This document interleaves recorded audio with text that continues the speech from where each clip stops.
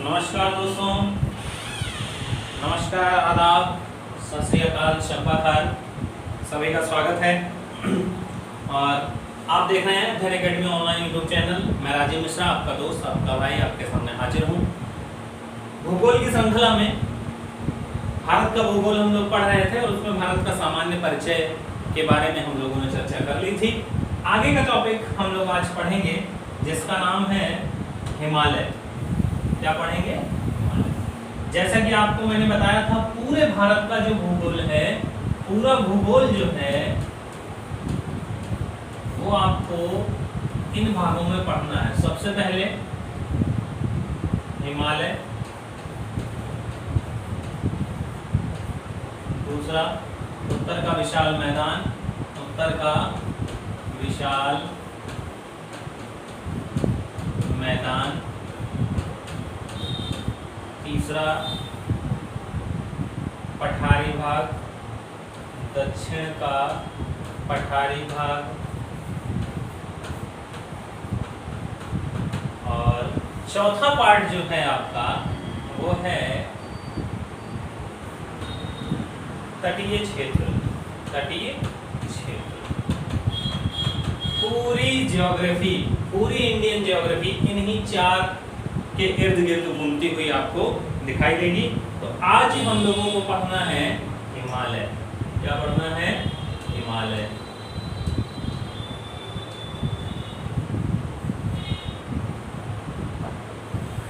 अब हिमालय की अगर चर्चा करी जाए, हिमालय की अगर चर्चा करी जाए तो आप लोगों को पता है हिमालय का निर्माण कैसे हुआ है दोस्तों। देखिए, एक एक पॉइंट सुनते जाइएगा, सब कुछ आपके काम आएगा। और विश्वास मानिए, अगर आप ध्यान से क्लास को देखेंगे, वीडियो को देखेंगे, तो आपको कोई भी दिक्कत नहीं होगी। सारे डाउट्स आपके क्लियर करा दूंगा। हिमालय का निर्माण, जैसा कि आपको पहले मैंने बताया था कि पृथ्वी पर ये विषुवत रेखा है, ये कर्क रेखा और ये मकर रेखा। अब यहाँ पर एक तीनों पे फैला हुआ एक महाद्वीप है जिसका नाम है अफ्रीका। यहाँ पे भी भारत था। यहाँ से टूट के जब ये यहाँ आया तो भारत का नीचे वाला हिस्सा गोंडवाना लैंड का हिस्सा कहलाया। किसका कहलाया? गोंडवाना लैंड का हिस्सा कहलाया। और ऊपर वाला अंगारा लैंड का हिस्सा कहलाया या अंगोरा लैंड का हिस्सा कहलाया। तो जब इंडियन और यूरेशियन प्लेट आपस में मिली थी तो उन प्लेटों के टकराने के कारण किसका निर्माण हुआ था? हिमालय का निर्माण हुआ था। आज से लगभग 12 से 17 लाख वर्ष पहले। कितने साल पहले? आज से लगभग 12 लाख साल पहले हिमालय का निर्माण हुआ था।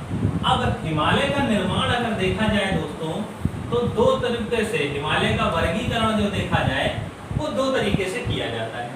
किन दो तरीके से किया जाता है? सबसे पहला वर्गीकरण जो है वो लैटिट्यूडनल है।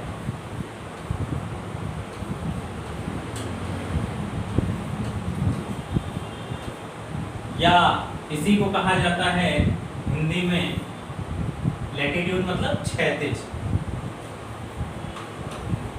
क्षैतिज विभाजन। क्षैतिज विभाजन। अभी पहले मैं इसके पॉइंट्स लिखा देता हूं, फिर उसके बाद मैप पे भी चर्चा करेंगे हम लोग आराम से। एक लैटिट्यूडनल है और एक लॉन्गिट्यूडनल है।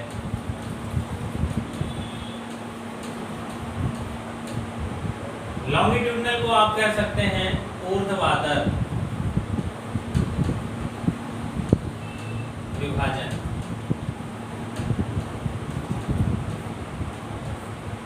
क्षैतिज विभाजन क्या होता है?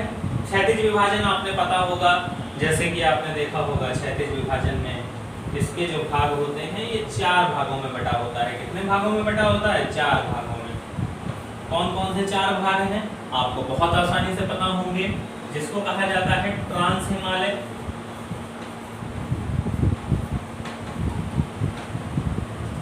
ग्रेटर हिमालय,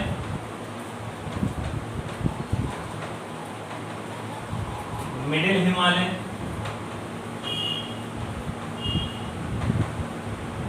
और शिवालिक हिमालय।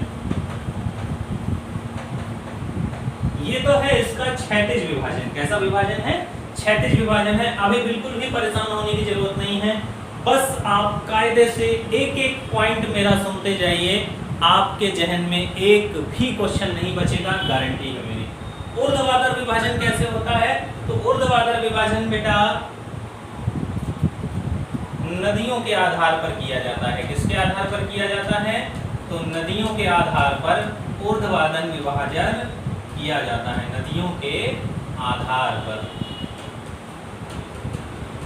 अब ऊर्ध्वाधर विभाजन में कौन कौन से हिमालय आते हैं?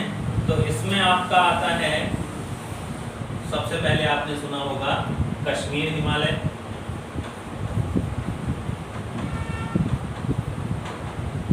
कश्मीर हिमालय। इसके बाद आपने सुना होगा कुमायूं हिमालय,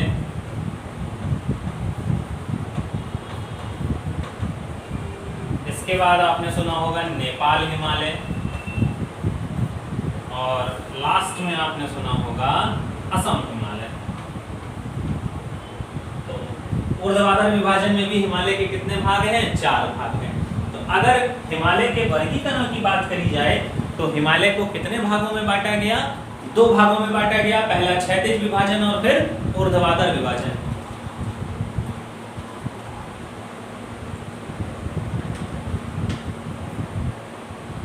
इसको आप ये भी कह सकते हैं अक्षांशीय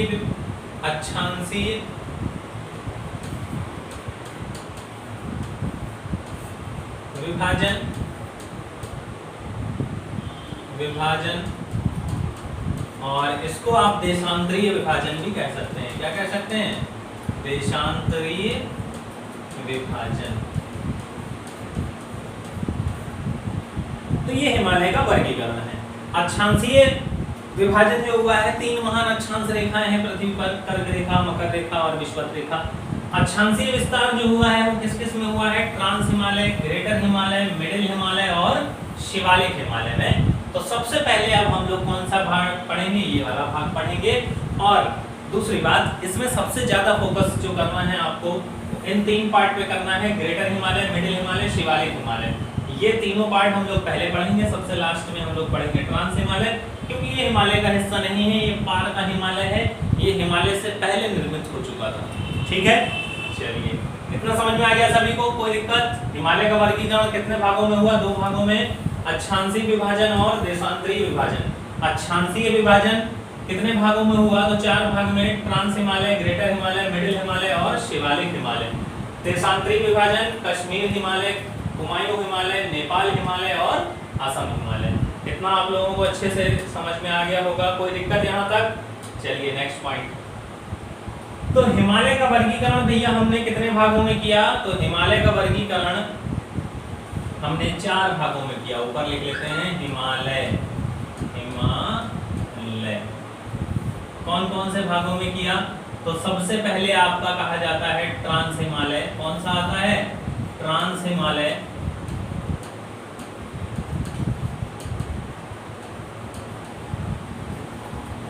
ये हिमालय के साथ नहीं पढ़ा जाता है, अमूमन बाद में पढ़ा जाता है, क्योंकि ये हिमालय का हिस्सा नहीं है। हिमालय का मुख्य वर्गीकरण जो है वो 3 भागों में हुआ है, ग्रेटर हिमालय,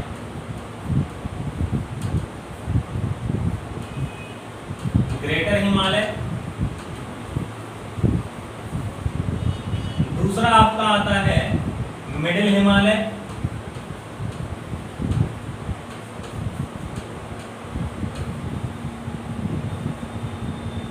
तीसरा आपका आता है शिवालिक हिमालय।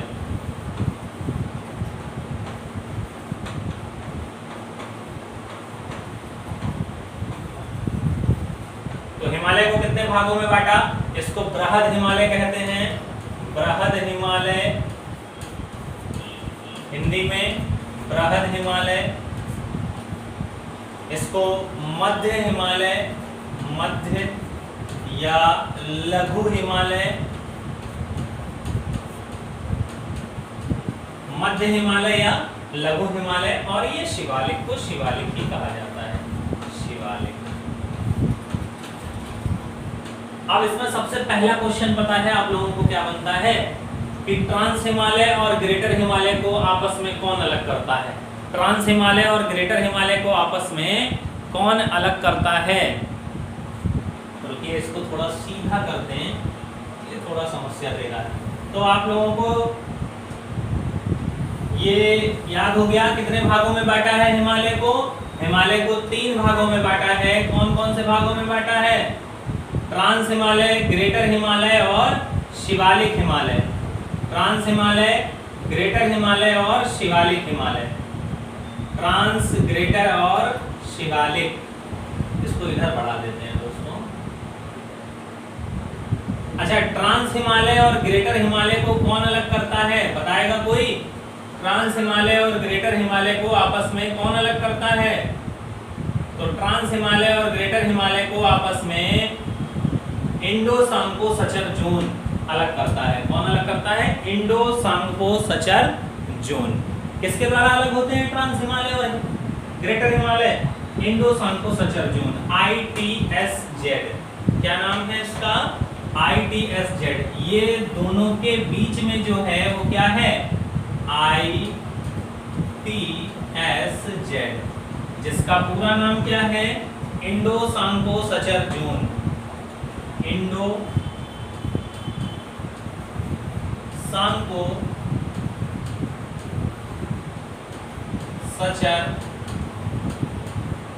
जोन। बाह्य हिमालय और बृहद हिमालय किसके द्वारा अलग होते हैं? ITSZ के द्वारा अलग होते हैं। ये बहुत बार एग्जाम में पूछा गया है कि बाह्य हिमालय और ट्रांस हिमालय और ग्रेटर हिमालय एक दूसरे से किसके द्वारा अलग होते हैं? तो ITSZ के द्वारा अलग होते हैं। अब अगर आपसे पूछा जाए कि ग्रेटर हिमालय और मिडिल हिमालय एक दूसरे से किसके द्वारा अलग होते हैं, तो किसके द्वारा अलग होते हैं, बताएगा कोई?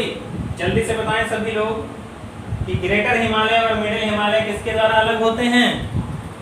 तो ग्रेटर हिमालय और मिडिल हिमालय जो अलग होते हैं, main central thrust, MCT। Short form में इसको क्या कहा जाता है? MCT, या इसका फुल नेम है main central thrust.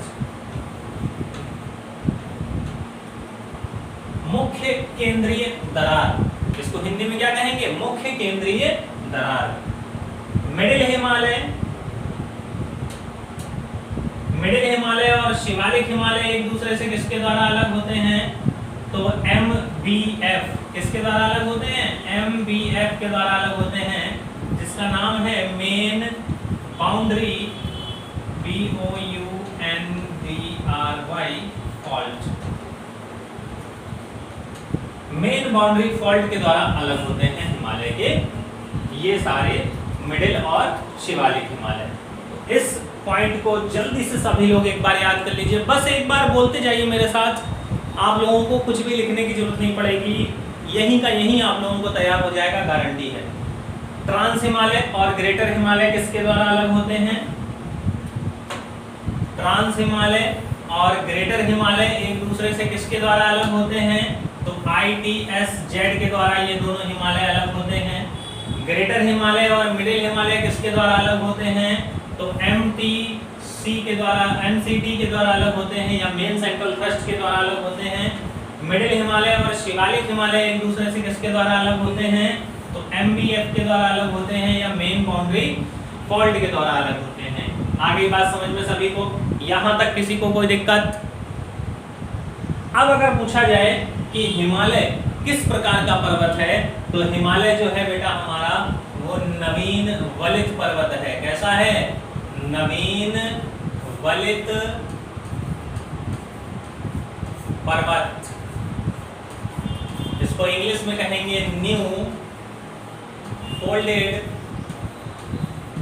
Mountain.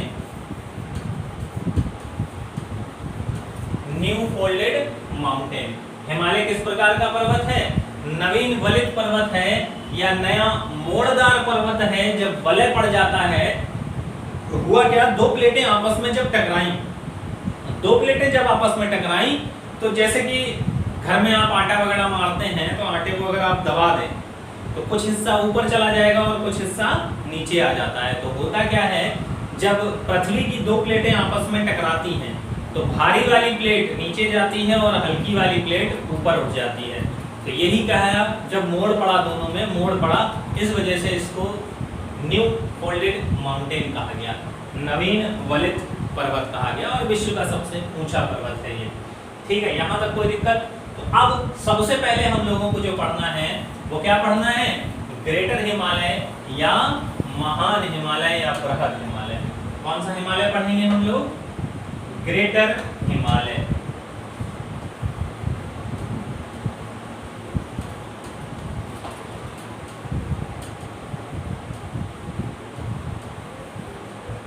Greater Himalaya, जिसको हिंदी में क्या कहते हैं? बृहद हिमालय। बृहद हिमालय।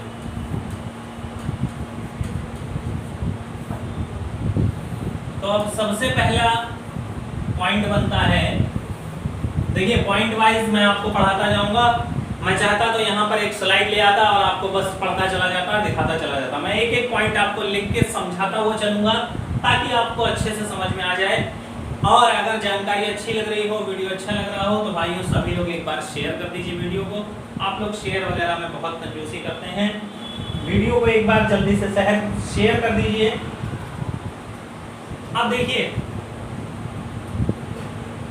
तो ग्रेटर हिमालय में हमें क्या पढ़ना है? ग्रेटर हिमालय होता क्या है? देखिए सबसे पहले, अभी इसका बाद में मैप की भी चर्चा करेंगे, मैप भी बना के दिखाएंगे आपको, सब कुछ बनाएंगे। पहले पॉइंट वाइज हम लोग देखते हैं। तो पहला पॉइंट हम लोग क्या पढ़ेंगे?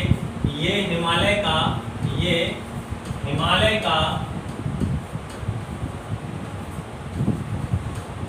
मुख्य भाग है।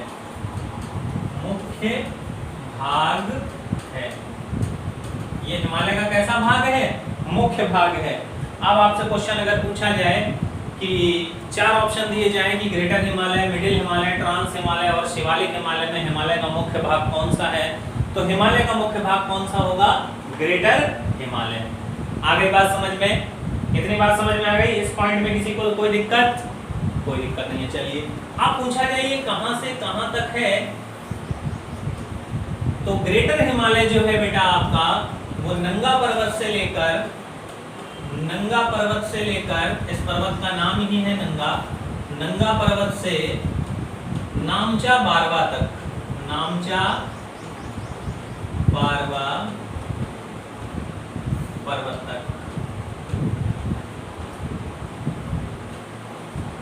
तक फैला है। नंगा पर्वत से लेकर नामचा बारवा पर्वत तक हमारा कौन सा हिमालय फैला हुआ है? तो ग्रेटर हिमालय फैला हुआ है। अगर पूछा जाए कि नंगा पर्वत कहाँ पे है, तो आप आसानी से बता सकते हो कि सर नंगा पर्वत जो हमारा है वो जम्मू में है। नामचा बारवा पर्वत कहाँ पर है? तो सर हमारा नामचा बारवा पर्वत अरुणाचल में है। कहाँ पर है? अरुणाचल प्रदेश में। तो ये हिमालय का कौन सा भाग है? सबसे प्रमुख भाग है, मेन भाग है। ये कहां से कहां तक फैला है? तो नंगा पर्वत से लेकर नामचा बारवा पर्वत तक फैला हुआ है। नंगा पर्वत आपका जम्मू में आता है और नामचा बारवा पर्वत आपका कहां आता है? नामचा बारवा पर्वत आपका अरुणाचल प्रदेश में आता है। ठीक है, नंगा पर्वत आपका जम्मू कश्मीर में और नामचा बारवा आपका अरुणाचल प्रदेश में। नेक्स्ट पॉइंट की अगर बात करी जाए तो नेक्स्ट पॉइंट है, इसकी ऊंचाई कितनी है सर? इसका नाम ही है ग्रेटर हिमालय, तो इसकी औसत ऊंचाई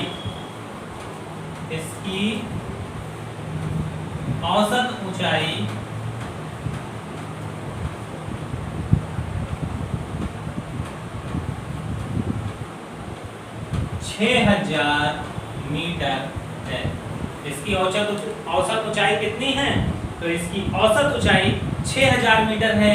इसकी लगभग एवरेज जानते हैं क्या होता है? एवरेज होता है लेखा जोखा ज्यों का त्यों फिर भी कुनबा डूबा। एक जगह गए, नदी में बोर्ड लगा हुआ था कि नदी की गहराई 4 फुट है। हमने देखा कि मैं 5.5 फुट का हूँ, अच्छा खासा लंबा तगड़ा इंसान हूँ, मैं नदी में कूद गया। आगे जाकर मैं डूब गया, गच्चा खाने लगा उसमें, क्योंकि उस पे बोर्ड पर एवरेज गहराई लिखी थी नदी की 3 फुट, कहीं पर 3 भी होगा, कहीं पर 2.5 भी होगा, कहीं पर 7.5 फुट भी होगा, लेकिन कुल अगर ऊंचाई निकाली जाएगी, कुल अगर गहराई निकाली जाएगी तो एवरेज गहराई जो निकाली गई वो 3 फुट निकाली गई। इसी हिसाब से कहीं पर 5000 मीटर का भी पर्वत हो सकता है इसमें, कहीं पर 6000 का भी हो सकता है, कहीं पर 8000 का भी हो सकता है। विश्व की सबसे ऊंची चोटियां इसी पर्वत पर हैं। किस पर्वत पर हैं? इसी पर्वत पर हैं। इसकी ऊंचाई ज़्यादा अधिक है तो यहाँ पर वनस्पतियाँ कम होती हैं। क्या होती हैं? वनस्पतियाँ ना के बराबर होती हैं, ना के बराबर होती हैं। वनस्पतियाँ कैसी होंगी? बिल्कुल ना के बराबर वनस्पतियाँ होंगी, क्योंकि इसकी ऊंचाई बहुत ज़्यादा है और ऊंचाई ज़्यादा होने के कारण यहाँ की चोटियाँ वर्ष भर किससे ढकी रहती हैं? बर्फ से ढकी रहती हैं। इस वजह से यहाँ पर वनस्पतियाँ बहुत कम पाई जाती हैं, वनस्पतियाँ अधिक नहीं पाई जाएंगी, वनस्पतियाँ अधिक नहीं पाई जाएंगी। ठीक है, अब इसमें कुछ चोटियाँ भी होंगी मुख्य। तो सर सबसे पहले इसकी चोटियों की बात करते हैं। कितनी चीज़ें समझ में आ गई? ये हिमालय का मुख्य भाग है, नंगा पर्वत से लेकर नामचा बारवा तक ये फैला हुआ है। इसकी औसत ऊंचाई 6000 मीटर है। वनस्पतियां ना के बराबर हैं। एक पॉइंट और लिख लीजिए,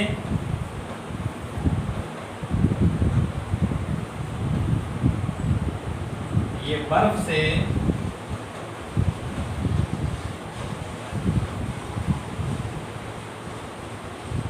ढका रहता है, इसीलिए इसको क्या कहा जाता है? हिमाद्री कहा जाता है। क्या कहा जाता है? हिमाद्री भी कहा जाता है। ये वर्ष भर बर्फ से ढका रहता है, इसीलिए इसका नाम क्या है? हिमालय।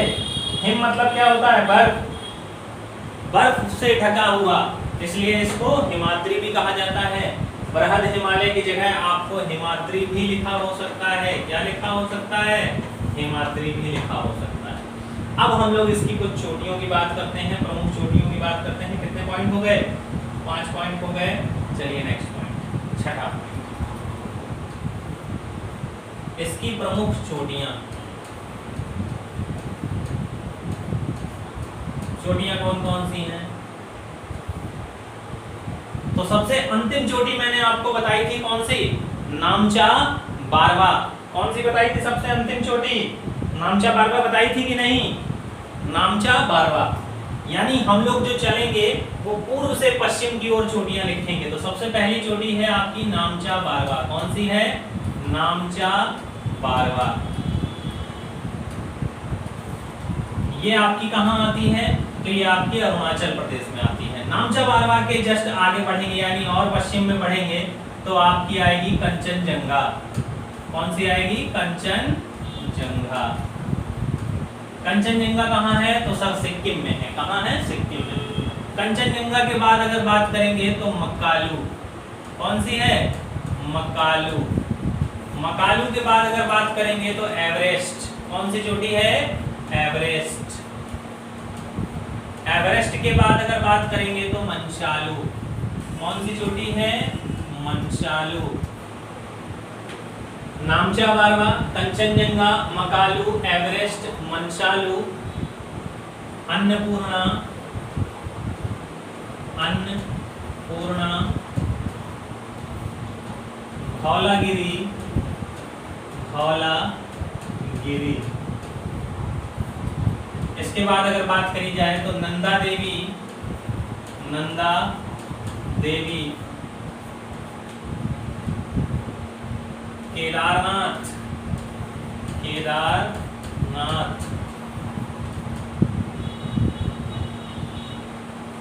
नामचा बारवा, कंचनजंगा, मकालू, एवरेस्ट, मंसालू, अन्नपूर्णा, धौलागिरी, नंदा देवी, केदारनाथ, उसके बाद बद्रीनाथ। कौन सी है? बद्रीनाथ।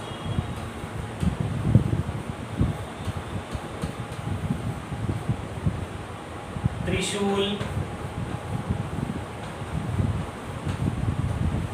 नीलकंठ, नीलकंठ, कामेत, ये इसके कुछ प्रमुख प्रमुख चोटियां हैं। कौन कौन सी चोटियां हैं? अच्छा, इनके जगहों के भी नाम लिख लीजिए कि किस किस जगह पर पड़ती हैं। तो नामचा बारवा आपकी अरुणाचल में पड़ती है। कहाँ पड़ती है? अरुणाचल में, अरुणाचल। नामचा बारवा कहाँ पड़ती है? अरुणाचल में। कंचनजंगा कहाँ पड़ती है? तो सिक्किम में। कहाँ पड़ती है? सिक्किम में। मकालू, एवरेस्ट, मंसालू, अन्नपूर्णा और धौलागिरी ये सब नेपाल में पड़ती हैं। कहाँ पड़ती हैं? नेपाल में। ये सब कहाँ पड़ेंगी? नेपाल में। और ये जितनी चोटियां लिखाई हैं ये सब कहाँ पड़ती हैं? तो ये सब उत्तराखंड में पड़ती हैं, उत्तराखंड में। तो ये बेटा इसकी प्रमुख चोटियां हैं। नामचा बारवा, कंचनजंगा, मकालू, एवरेस्ट, मंसालू, अन्नपूर्णा, धौलागिरी, नंदा देवी, केदारनाथ, बद्रीनाथ, त्रिशूल, नीलकंठ, कामेत, गंगोत्री, यमुनोत्री, गंगोत्री ग्लेशियर है, गोमुख और बंदरपूंछ, ये सब कहाँ की चोटियां हैं? उत्तराखंड की चोटियां हैं। और ये सब की सब किसके अंतर्गत आती हैं? बृहद हिमालय के अंतर्गत आती हैं। किसके अंतर्गत आती हैं? बृहद हिमालय के अंतर्गत आती हैं। अब अगर बेटा आपसे पूछा जाए कि सर इसमें कुछ ग्लेशियर्स भी हैं, तो हाँ सर इसमें ग्लेशियर भी हैं। तो इसके कुछ प्रमुख ग्लेशियर लिख लेते हैं। ग्लेशियर,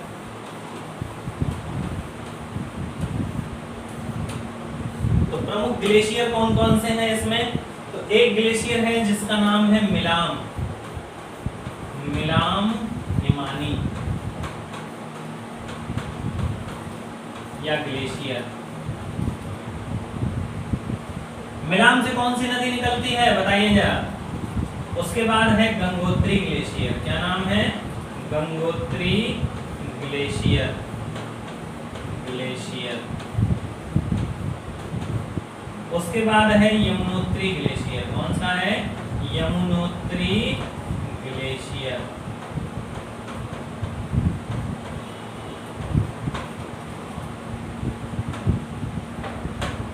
तो सर मिलान हिमानी से शारदा नदी निकलती है। कौन सी नदी निकलती है? शारदा नदी है। इसी को आप काली कहते हैं। क्या कहते हैं? काली कहते हैं। अभी जब नदियां पढ़ाएंगे तब आपको बताएंगे। गंगोत्री ग्लेशियर से आपकी गंगा नदी निकलती है। कौन सी नदी निकलती है? गंगा। यमुनोत्री ग्लेशियर से आपकी यमुना निकलती है। कौन सी नदी निकलती है? यमुना नदी निकलती है। और चोटी का नाम है बंदरपूंछ। क्या नाम है? बंदरपूंछ। यहाँ पर चोटी का नाम है गोमुख। क्या नाम है? गोमुख। आगे बात समझ में। तो इसके ये मुख्य ग्लेशियर हैं। कौन है भाई? इसके मुख्य ग्लेशियर हैं, क्लासमेट हैं। तो ये मुख्य ग्लेशियर हो गए हैं, ठीक है। मिलाम हिमानी, गंगोत्री ग्लेशियर और यमुनोत्री ग्लेशियर। चोटियों का पश्चिम से पूर्व की ओर क्रम पूछ दिया जाता है कई बार एग्जाम में। तो आपको याद रखना है नामचा बारवा, कंचनजंगा, मकालू, एवरेस्ट, मंसालू, अन्नपूर्णा, धौलागिरी।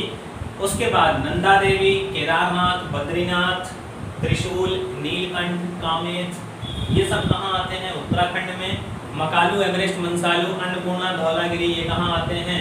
नेपाल में आते हैं। कंचनजंगा सिक्किम में आता है। और इधर जो बचा नामचा बारवा ये कहाँ आता है? अरुणाचल प्रदेश में।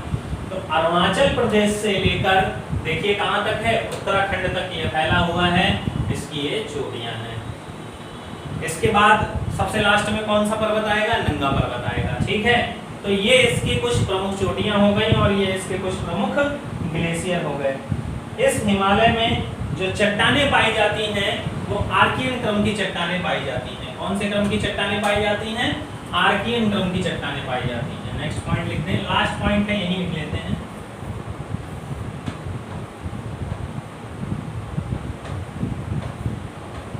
आर्कियन क्रम की चट्टानें पाई जाती हैं, पाई जाती ठीक है, आगे बात समझ में। चलिए अब हम लोग चलते हैं और पढ़ेंगे इसका मैपिंग। तो अब हम लोग करेंगे इसकी क्या मैपिंग। जल्दी से एक बार हम लोग रिवाइज कर लेते हैं क्या क्या पढ़ा है हम लोगों ने। हिमालय को कितने भागों में बांटा, सबसे पहले 2 भागों में बांटा, तो सर अक्षांशीय विभाजन और देशांतरीय विभाजन। अक्षांशीय विभाजन में trans Himalaya, greater Himalaya, middle Himalaya और शिवालिक हिमालय। ट्रांस हिमालय और ग्रेटर हिमालय को कौन अलग करता है, तो इंडो सांको सचर जोन अलग करता है। ग्रेटर हिमालय को मिडिल हिमालय से कौन अलग करता है, तो मेन सेंट्रल थ्रस्ट अलग करता है। मिडिल हिमालय को शिवालिक हिमालय से कौन अलग करता है, तो मेन बाउंड्री फॉल्ट अलग करता है। एक एक पॉइंट बहुत महत्वपूर्ण है आप लोगों के लिए, बस क्लास में सुनते जाइए, एक भी क्वेश्चन आपका नहीं छूटेगा, गारंटी है आपको। नेक्स्ट, ग्रेटर हिमालय, ये हिमालय का मुख्य भाग है। पता है आपको कहां से कहां तक है, तो नंगा पर्वत से लेकर नामचा बारवा तक है, जम्मू से लेकर अरुणाचल प्रदेश तक है। तीसरा, इसकी औसत ऊंचाई 6000 मीटर है।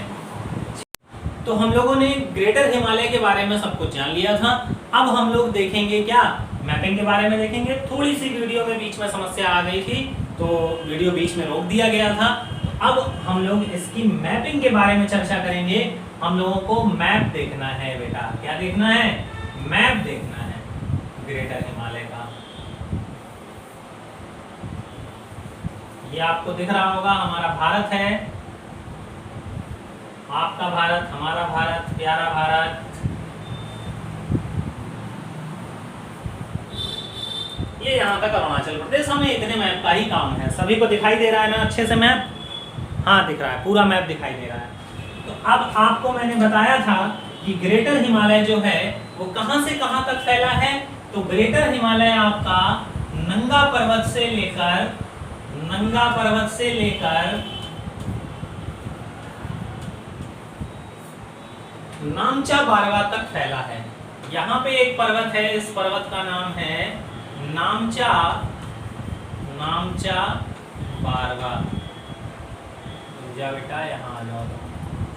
नामचा बारवा, नंगा पर्वत से लेकर नामचा बारवा तक हमारा कौन सा हिमालय है, ग्रेटर हिमालय है। ये पूरा फैला हुआ है यहाँ से यहाँ तक, और ये सबसे मुख्य भाग है। इसकी चर्चा हम लोग कर चुके हैं। अब इसकी चोटियों की चर्चा करते हैं, जो पश्चिम से पूर्व की ओर पूछी जाती हैं कभी कदार, या पूरब से पश्चिम की ओर पूछी जाती हैं। तो नामचा बारवा के बाद आपके सिक्किम में, ये सिक्किम वाला एरिया है, आपको दिखाई दे रहा होगा।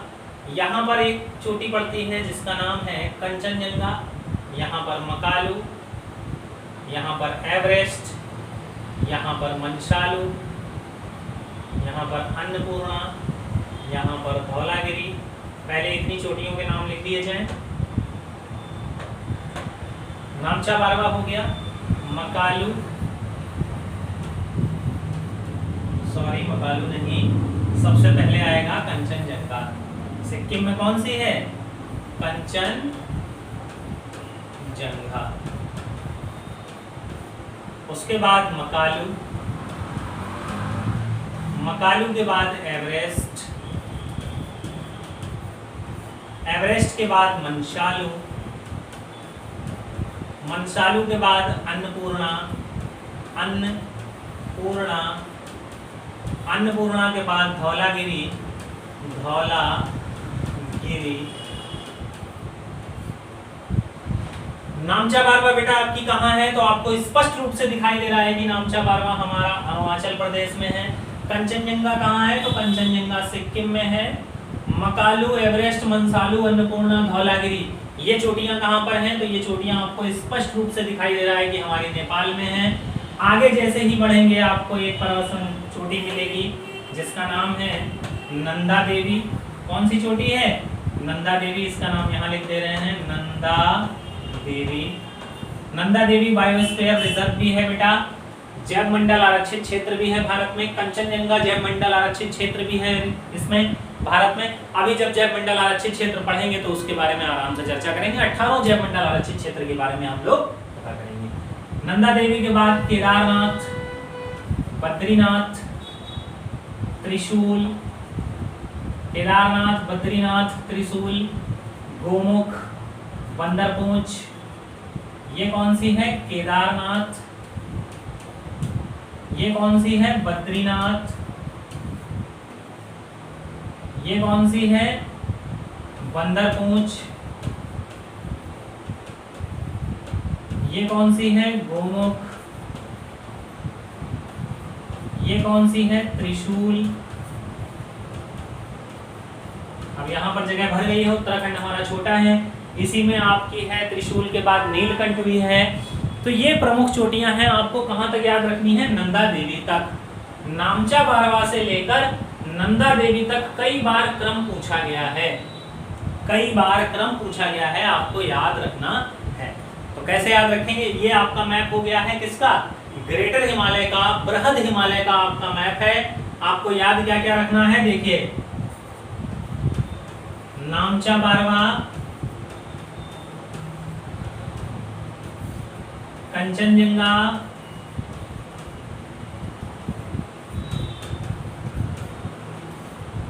मकालू, एवरेस्ट, मंशालू, अन्नपूर्णा, धौलागिरी। धौलागिरी है बेटा, धौलाधार नहीं है। धौलाधार पर्वत श्रृंखला है और ये पर्वत है। पर्वत श्रृंखला और पर्वत में अंतर होता है। ढेर सारी पर्वतों को मिलाकर पर्वत श्रृंखला बनती है या पर्वतमाला बनती है, और एक पहाड़ क्या कहलाता है? पर्वत कहलाता है। ठीक है, तो नामचा बारवा, कंचनजंगा, मकालू, एवरेस्ट, मंसालू, अन्नपूर्णा, धौलागिरी, नंदा देवी, ये क्रम आपको यहाँ तक याद रखना है, और इनके राज्य भी आपको याद रहना चाहिए। नामचा बारवा अरुणाचल प्रदेश, कंचनजंगा सिक्किम, मकालू, एवरेस्ट, मंसालू, अन्नपूर्णा, धौलागिरी नेपाल। ये कहाँ पर है? तो यूके। अब यूके का मतलब यूनाइटेड किंगडम मत समझ लीजिएगा, इंडिया के आसपास की बात हो रही है, यानी कि उत्तराखंड। क्या है? उत्तराखंड। ठीक, तो ये था हमारा बेटा बृहद हिमालय। हिमालय के बारे में विस्तृत जानकारी। आपको इसमें से कुछ पता होगा, कुछ नहीं पता होगा, बहुत सारी नई जानकारी आपको मिली होंगी। अगर वीडियो अच्छा लगा हो तो वीडियो को शेयर करना मत भूलिएगा। वीडियो को जरूर शेयर करिएगा, अपने दोस्तों तक जरूर पहुंचाइएगा, और कमेंट बॉक्स में नीचे कमेंट करके जरूर बताइएगा कि आपको ये ज्योग्राफी का पार्ट कैसा लगा, समझ में आया कि नहीं आया, पढ़ने में कैसा लगा, जरूर बताइएगा। चलिए ठीक है, मिलते हैं नेक्स्ट वीडियो में। तब तक के लिए नमस्कार, जय हिंद, जय भारत, जय श्री कृष्णा। मस्त रहें, स्वस्थ रहें, व्यस्त रहें। Bye bye.